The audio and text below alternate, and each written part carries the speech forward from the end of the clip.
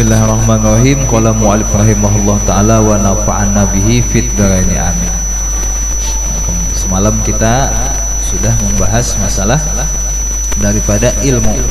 Nah, ilmu-ilmu nang wajib untuk kita tuntut. Nah, semalam ada 3 macam.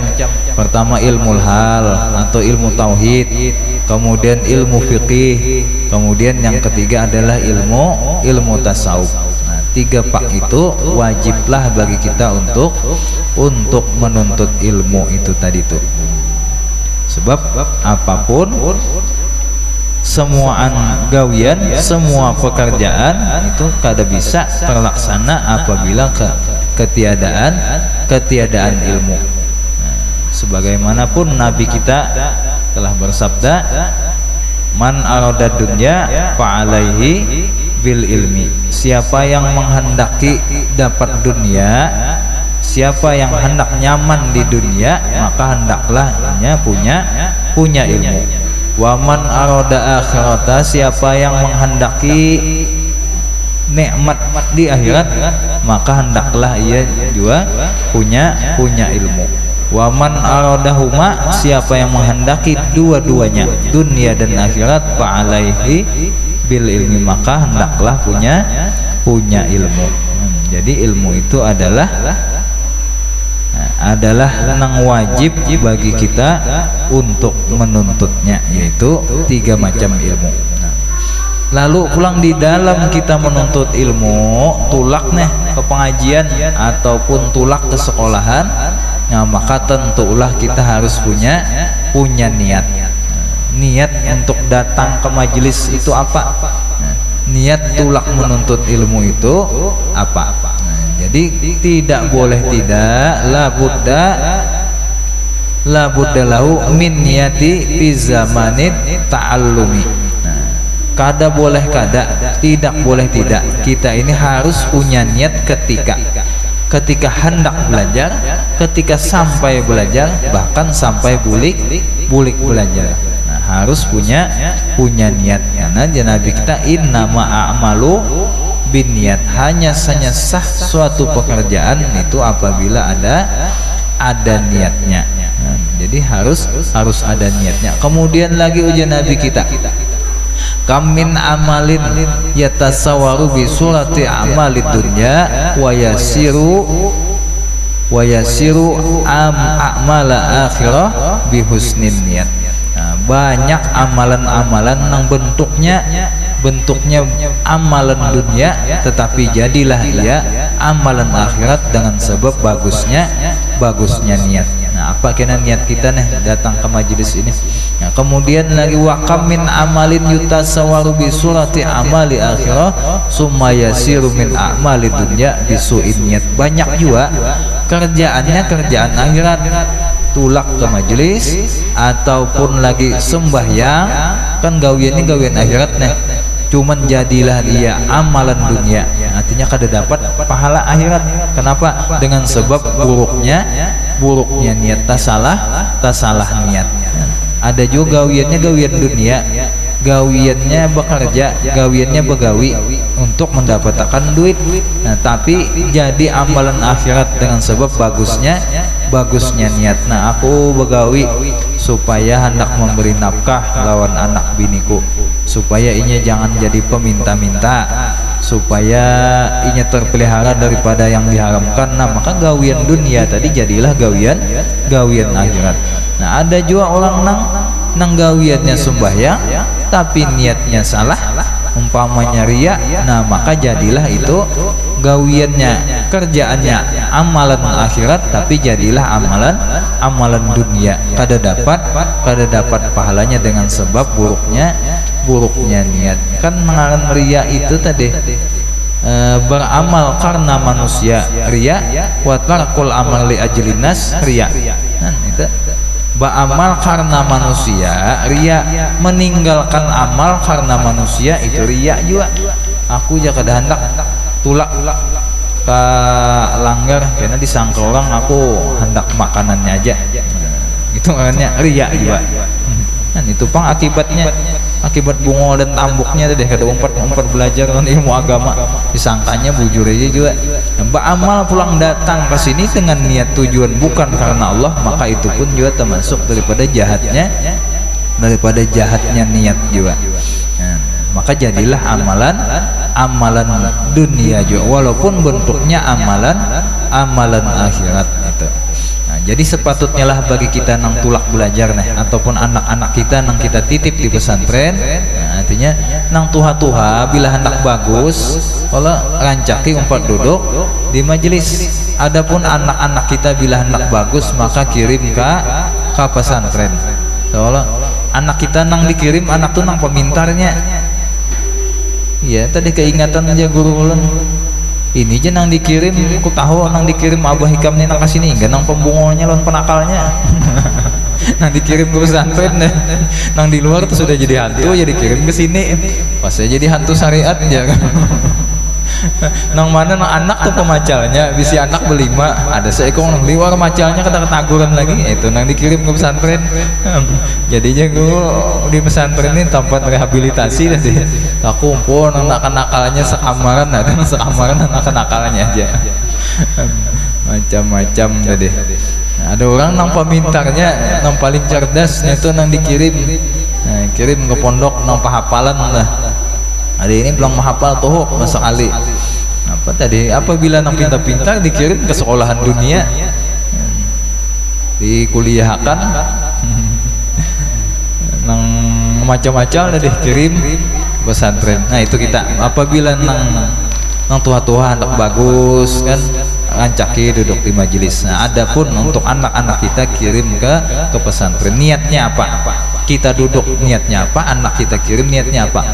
Wayam bagi ayyan wiya al muta'allimu bi thalabil ilmi ridallahi ta'ala. Itu niat kita yang pertama, duduk nih. Yang pertama, yang sepatutnya lah bagi kita duduk menuntut ilmu itu adalah semata-mata mengharapkan daripada ridhonya Allah Ta'ala wa daral akhirah dan negeri akhirat saja. Kenapa ikam menjadi tulak? Karena Allah Ta'ala menyuruh untuk belajar. Nah karena semata-mata aku hendak mengharapkan negeri akhirat kena. Nah, sebab dunia ini satu matanya, adapun darul akhirat adalah darul abad. Nah, adapun akhirat adalah rumah nang kekal. Adapun dunia satu matanya. Apalagi niat kita duduk nih, wa izalata jahli, dan menghilangkan kejahilan anin nafsi daripada diri kita. Kita duduk ini niatnya apa? Supaya aku ini ampih jadi orang nang kada berpengetahuan. Karena orang nang kada berpengetahuan itu laksana orang nang hidup tanpa ada penerangan, laksana orang nang berjalan tanpa sing lampuan. Kayak apa rasanya nih mun pajah lampu bawa berjalan macam-macam. Kalau kenapa aja sipak terus ada tahu urusannya, karena kita kada berlampu. Macam-macam diranjah terus karena kada berlampu. Sudahlah meranjah, sudahlah pulang kada mengaku karena kada tahu. Nah, kenapa jadi meranjah ikam tuh? Oh aku kada ada merasa meranjah, itu akibat daripada kada berlampu. Nah, tapi apabilanya kita ada bisi sintar karanjah minimal tahu. Nah, walaupun istilah Jawa meranjah tapi tahu bahwasanya aku ini salah. Kan kita tuh apabilanya ditangkap oleh polisi mengaku lawan kesalahan kita, maka itu ada keringanan juga di dalam hukuman. Orang sudah salah lalu inya mengakui, ujar polisi, maka hakim itu ada pertimbangan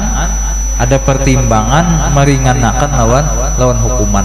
Nah, tapi apabilanya kita itu salah, kemudian kada mengaku, nah, padahal hakim tahu aja nih berdasarkan bukti macam-macam, nah, dapat tadi diketahui, tapi bersikeras kada mengakui lawan kesalahan, maka maginnya ditambahnya hukumannya itu tadi tuh. Di mana aja tahu? Menyimak sidang Sambo. Sidang Sambo nih, Sambo kada mengakui kesalahannya, akhirnya dihukum mati oleh hakim.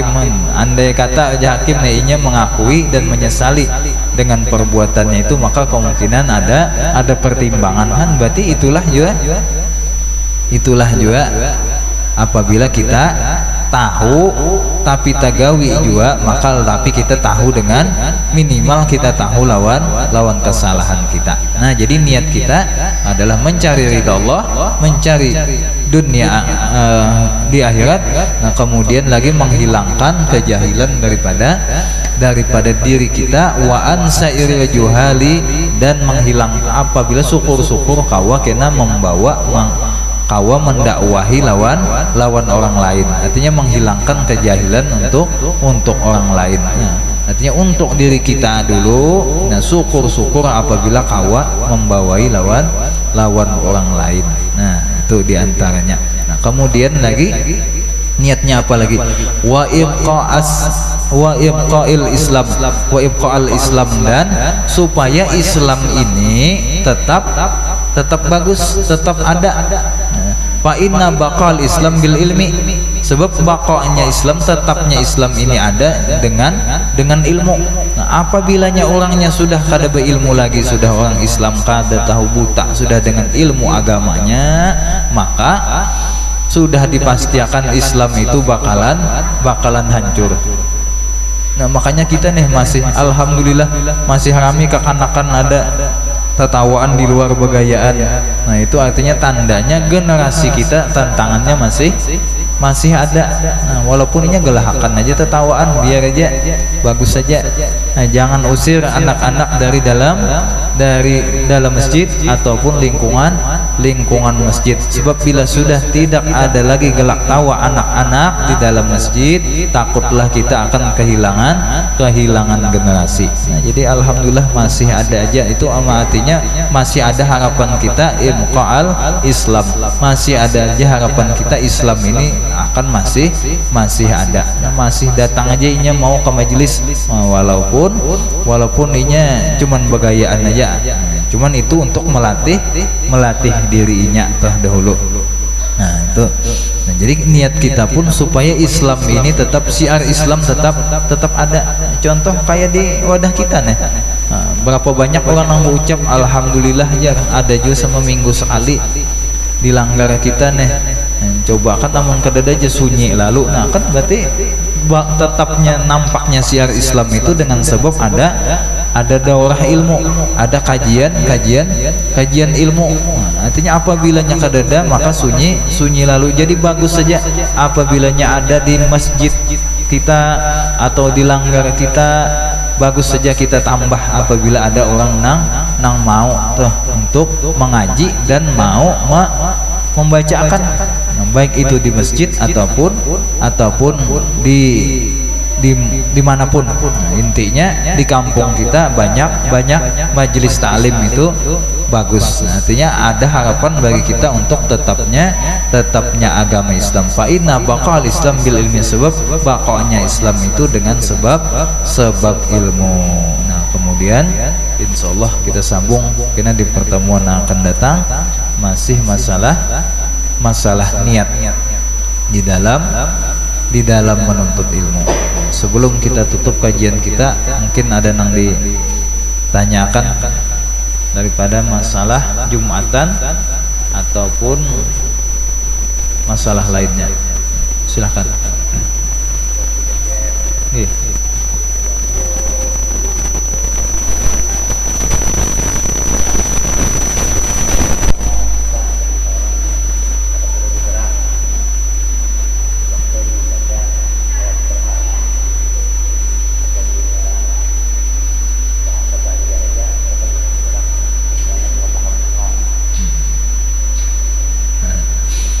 Jadi ketika khatib naik ke atas mimbar, kan biasanya si muazin, si Bilal memberitahu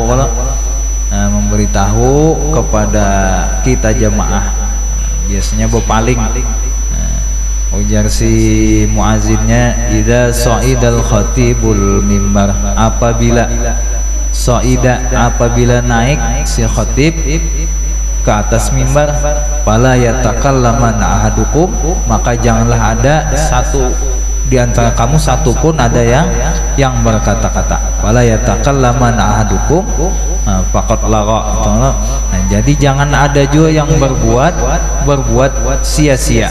Jadi dulu ada di antara sahabat Nabi, ataupun di hadis Nabi di dalam Sahih Bukhari, ada sahabat nang sambil memain-mainakan pasir, memain-mainakan batu. Karena kan di Masjid Nabawi kan zaman Nabi masih apa, lantainya masih pasir kan. Nah, pasirnya, jadi ada sahabat yang sambil menulis-nulis itu arahatan Nabi kita berkhutbah. Nah, maka itu Nabi termasuk daripada perbuatan nang sia-sia. Atau lagi mengata li sahibiha atau mengata bagi orang nang dihiganya. Artinya menyuruh berdiam. Rupanya awal dihiga ini bepandiran. Nah, ini sudah berbuat sia-sia nih yang bepandir ini, baik yang bepandir ataupun yang dipandirinya sama nih berdua. Nah, lalu yang menegur pun, yang menegur lalu menyuruh apa? Menyuruh berdiam lawan si yang bepandir tadi. Nah, maka yang menyuruh menegur itu pun termasuk daripada perbuatan sia-sia juga, maka mendapat menghilangkan pahala Jumatnya. Nah, artinya yang menegur aja hilang pahala Jumatnya, apalagi nang bepandir pemulaan nang ditegur itu tadi tuh. Nah, artinya sampai menegur pun kada dibolehkan juga. Nah, pa'ansitu, maka hendaklah pa'ansit aja muazin berdiam aja. Nah, kecuali darurat itu tadi. Kenapa arti darurat? Kita duduk bersila, lalu asap panas benar. Nah, maka kita lalu memindah lawan kedudukan. Nah, itu boleh-boleh aja. Atau lagi bergerak nih, kada boleh bergerak, boleh aja bergerak apabila itu darurat. Artinya apabila bergerak nang kada darurat itu kada boleh. Artinya apabila darurat boleh-boleh aja. Umpama dimasuki samud di dalam selawar, kan kada bergerak nih, mencari kalau diigutnya nih, lalu terpaksa bergerak itu tadi. Nah, maka itu boleh-boleh aja. Atau lagi tadi kepanatan benar itu tadi, maka boleh juga itu. Tapi nang kada boleh itu bergerak nang sia-sia. Yang kan apa timbul menulis-nulis lawan sejadah. Nah, nih nampaknya sambil manus sejadah nih, ataupun nang lainnya. Nah, maka itu namanya adalah perbuatan sia-sia, dapat menghilangkan pahala Jumatnya. Ada lagi?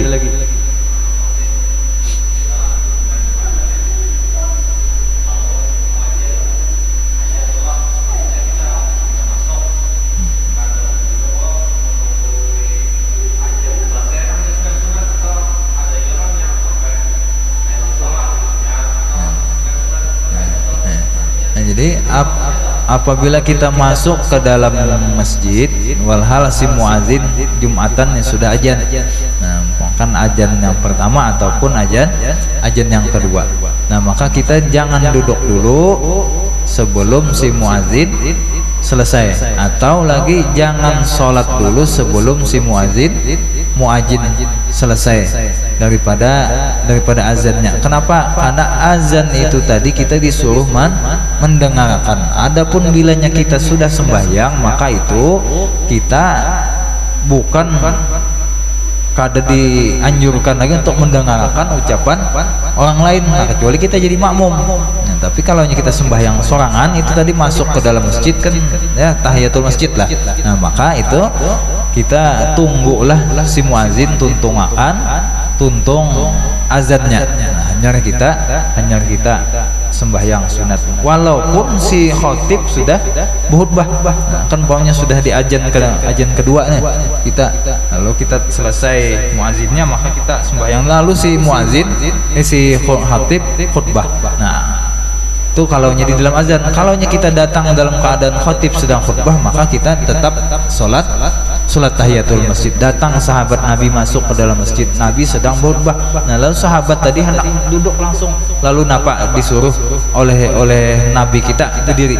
Nah, ujar Nabi kita berdiri sholat. Nah, maka sahabat tadi pun sembahyangnya. Nah, itu apabila di dalam khutbah. Tapi kalaunya di dalam muazin, dalam azan, maka tunggulah dulu si muazin tuntung bujur. Nah, hanya kita sembahyang sunat. Ada lagi? Cukup. Nah, kalau cukup kita tutup kajian kita. Ulun banyak-banyak minta ampun, minta maaf, minta halal dan minta ridho. Mudah-mudahan Allah Subhanahu wa taala